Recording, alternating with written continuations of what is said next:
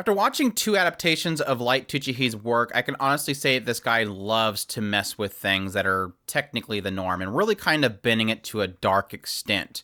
But this is my review of Full Dive. The Ultimate Next Gen Full Dive RPG is even crappier than real life. A 12-episode series that aired in the spring 2021 anime season. So let's jump into it. Full Dive follows a guy named Hiroshi, and he's excited for the next Full Dive VR experience MMO that's coming out.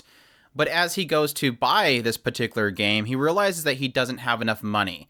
Essentially, previously, he had some bullies in his class, decided to take some money from him, and he essentially gave them too much, so he doesn't have enough money to buy the latest RPG. Instead, as he's visiting a nearby hole-in-the-wall shop to see if they have it there cheaper, he ends up getting sold a game called Kiwami Quest, which is actually a failed Full Dive VR MMO game that essentially was so difficult and so realistic that it just failed miserably. It didn't sell well, and most people just quit it. But for some reason, Hiroshi decides to actually play this game. He kind of is seemingly coerced into it by the shop owner, who is a well-endowed, beautiful woman.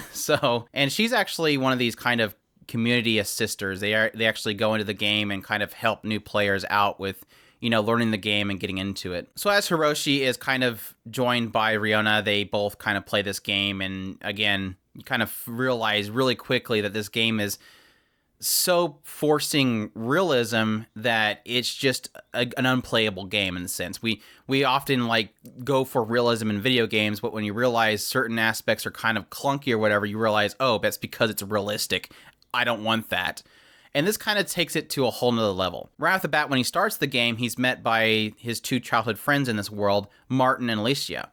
And as he kind of talks about leaving the town, this turns into an argument that ultimately leads to him accidentally killing Martin. And this brands him as a murderer both by Alicia and the people of the town. And while he wants to just kind of restart the game, again, this is supposed to be realistic, so he's not able to just restart the game. He would have to get a whole new console just to be able to restart. So he's kind of forced to just kind of deal with this and try to get through the situation and try to get some kind of enjoyment out of this game that otherwise he seems like he's really, really hating. And anytime that he does feel like he's like, I'm done with this, it seems like he's always kind of pulled back into it by some kind of circumstance, or whether it be his sister's downplaying the fact that he quits everything, or Riona kind of trying to pull him back in, kind of flirt with him to get him back in. And it seems like, in the end, almost seems like he just likes to be in terrible situations. It ultimately has that feeling of kind of like hardcore games where you just don't understand why somebody would play it because it's so punishing, or you lose your character completely if you die, which doesn't make sense to most people.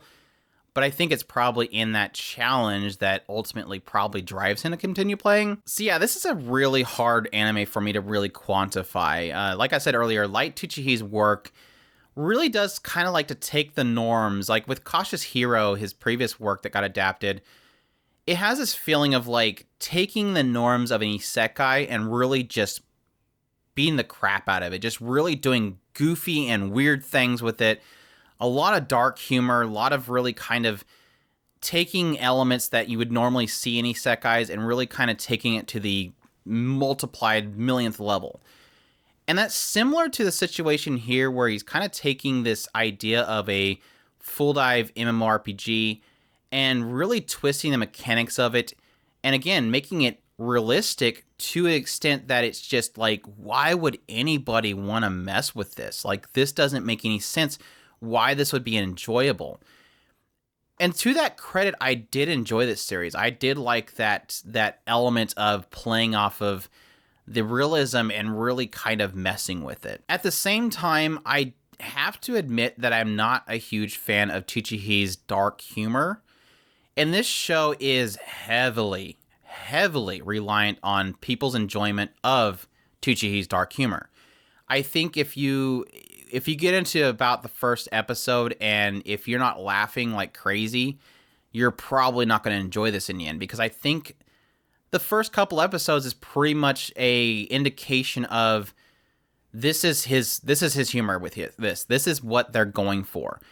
And it's odd that I kind of missed it. Like every now when something would, like initially when he first kills his friend, He's immediately running hysterically as the sister is chasing him and wanting to kill him. And while I was feeling shock from it, it was almost as if the story was wanting you to laugh at this situation. And it's so funny because at some point the story hits on what I was feeling.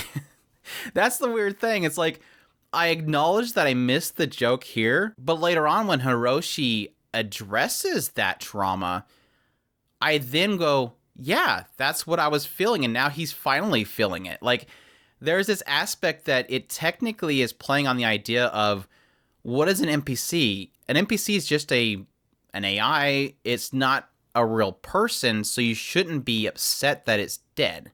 Like, yeah, he kills his childhood friend, which is an NPC. Who cares? It despawns, we move on with our lives. And it plays it as funny, even though it was portrayed very dark. And like I said, that's that element of that dark humor that I completely miss. I admitting this. This is a comedy thing. Everybody's going to see it differently. I didn't see that comedy. I went right past it. And I was shocked by it because it was kind of portrayed dark. And then you have Martin following him around as a ghost, blood coming out of his mouth, and it's horrific, and he finds it horrific. But it's supposed to be funny that he's stuck in a prison with his dead friend. But I, again, didn't laugh at it. But this was the shocker. When they addressed the idea that he's traumatized by the death of his friends and ultimately abandoning his childhood friend, who is the sister, that's when it got me. And that's when I was actually intrigued by this. It wasn't how that was supposed to be funny. It was how he is feeling trauma from NPCs. And like I said, later on, it addresses the fact of, like, again, him abandoning the girl. And I was like, wow, this is really cool. He's addressing the fact that he had a past with this Martin in this world. And it addresses it, and I was like, wow, yes, this is really cool. So it's ultimately like the effect of this overly realistic RPG that's supposed to be crappy because it's so realistic, and how it actually emotionally impacts the main character is what's actually fascinating to me. It's not the humor around it, it's the impact around it. And I actually found that really intriguing, and I'm very curious going into the future of this series how that will ultimately shape Hiroshi as a character. I'm also severely mixed on the surrounding characters. I think, like, Alicia is kind of a struggle for me because I don't care much for the yandere character, the psycho face character. I think they're doing something cool with her in the later parts, so I'm interested to see her going forward. With Mizurisa, who is like the torturer lady, I'm okay with her. I think her design's a little over the top, but she's probably one of the more enjoyable characters in the series. I actually kind of liked her quirkiness in the end, even though she's kind of similarly yandere in a sense. Riona, despite not liking her character design so much, I do love her seiyuu, and she was kind of goofy. I didn't like the fact that she was overly potty humor. Like, her entire shtick was just bringing up toilet humor every 2 seconds, and I kind of got sick of that really quickly. But I let it slide because I love her seiyuu. Her voice actress is great. Technically, that aspect, though, her character design is technically the biggest laugh that I got out of the series, was this moment where it's this guy that actually beat the game made a comment about her, and I was like, this guy, him and me, we connecting right there. But ultimately, in the end, I struggle with this series, honestly. Like I said, I like a lot of what this series is doing emotionally with the main character. I think it's clever in the idea of something being so realistic that it emotionally traumatizes you. But ultimately, the humor, the dark humor itself, didn't work for me. And it felt like a very unentertaining show to watch just because it was so painfully brutal to the main character. It's like, this is the point that this is a very realistic and painful experience to go through, and Hiroshi is expressing the pain that he's going through, but ultimately, in the end, that's why it wasn't entertaining for me. So it was a huge struggle for me. And like I said, again, please don't get me wrong, this is comedy. Even if it is dark, this is still comedy. And some people are going to find this a lot more funny than I am. So if you have not watched this series, take my opinion with a grain of salt. You're going to find a lot of people that are going to find this hilarious, and that's perfectly fine. You're going to know within the first episode if this dark humor is going to hit it for you or not. And I think that is the telling point. I think people should check out at least 1 or 2 episodes to get if this humor is going to hit you or not. But I think in the end, it does some really clever things with the realism aspect. Oh, the Goblin Boxer was actually the other part that made me laugh. Who was the strongest boxer you ever faced? Definitely Goblin. Oh yeah, that's my thoughts on Full Dive. Like I said, I almost didn't want to do a review on this because I know how subjective comedy is and how much I struggled with that aspect, and I know that a lot of people are going to love it. So again, take my word for a grain of salt. Check it out if you can.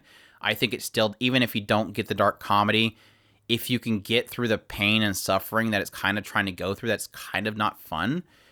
There is a cool thing they're doing here. And it does technically have me excited for a second season. I think it definitely deserves a second season because it leaves on a pretty much a cliffhanger as well. So keep that in mind as well. This is not ended like everything else. It's a light novel. It's not ended.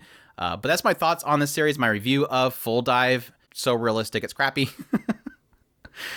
Hope you guys enjoyed this review. If you did, leave a like down below. Comment, let me know what you thought of the series. If you're going to check it out, subscribe if you haven't already. Share this video if you can. And y'all take care.